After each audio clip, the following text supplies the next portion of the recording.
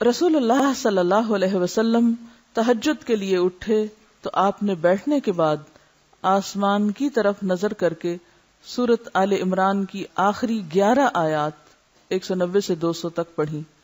حضرت ابن عباس رضی اللہ عنہ روایت کرتے ہیں کہ جب رسول اللہ صلی اللہ علیہ وسلم رات کو تہجد کے لیے کھڑے ہوتے تو تکبیر تحریمہ کے بعد یہ پڑھتے، یعنی اللہ اکبر کہہ کے ہاتھ باندھ کے یہ دعا پڑھتے، اللہم لک الحمد انت قیم السماوات والارض ومن فیہن ولک الحمد لک ملک السماوات والارض ومن فیہن ولک الحمد انت نور السماوات والارض ولک الحمد انت ملک السماوات والارض ولک الحمد انت الحق ووعدک الحق ولقاؤک حق وقولک حق والجنة حق والنار حق والنبیون حق ومحمد صلی اللہ علیہ وسلم حق والساعة حق اللہم لک اسلمت وبک آمنت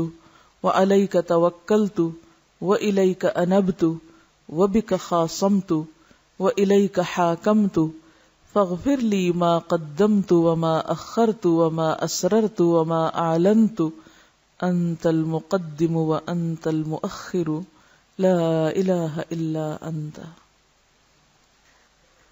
حضرت حذیفہ رضی اللہ عنہ نے نبی صلی اللہ علیہ وسلم کو تہجد پڑھتے دیکھا۔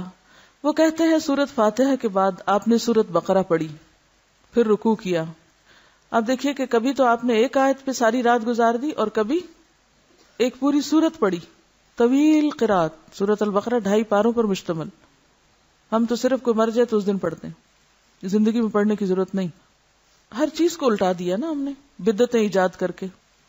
جو کام جہاں کرنا چاہیے تھا وہاں تو کرتے نہیں، اور جہاں نہیں کہا گیا وہاں پابندی سے کر رہے ہیں۔ آپ نے سورۃ البقرہ پوری پڑھی، پھر رکوع کیا۔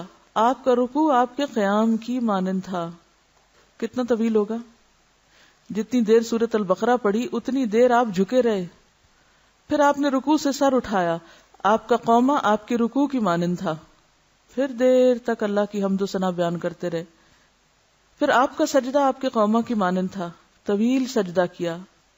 آپ دونوں سجدوں کے درمیان جلسہ میں اپنے سجدے کی مانند بیٹھے تھے، یعنی 2 سجدوں کے بیچ میں بھی دیر تک بیٹھے۔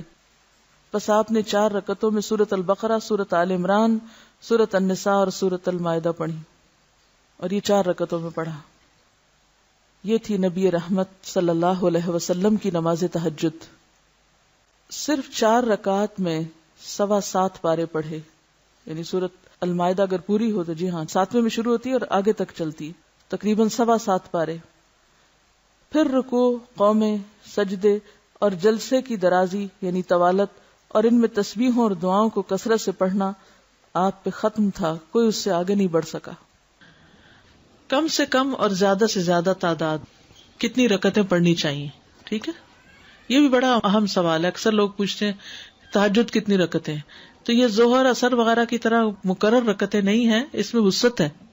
ٹھیک ہے، کم سے کم اور زیادہ سے زیادہ تعداد۔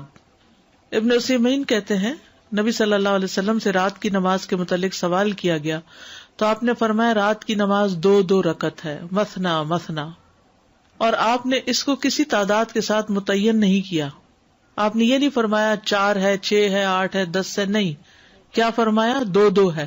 تو جب نبی صلی اللہ علیہ وسلم نے اس کے لیے کسی گنتی کو متعین کیے بغیر کیفیت کو واضح کر دیا تو اس سے معلوم ہوا کہ نماز کا معاملہ اس بارے میں وسعت رکھتا ہے، یعنی اس میں کافی گنجائش ہے۔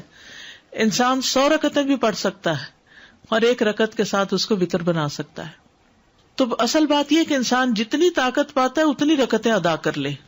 ٹھیک ہے، ابن باز رات کی نماز کی تعداد کے متعلق کہتے ہیں کہ یہ بات ہر انسان کی طاقت کی طرف لوٹتی ہے، اور نبی صلی اللہ علیہ وسلم 11 رکعت ادا کرتے اور 2 رکعت پر سلام پھیرتے۔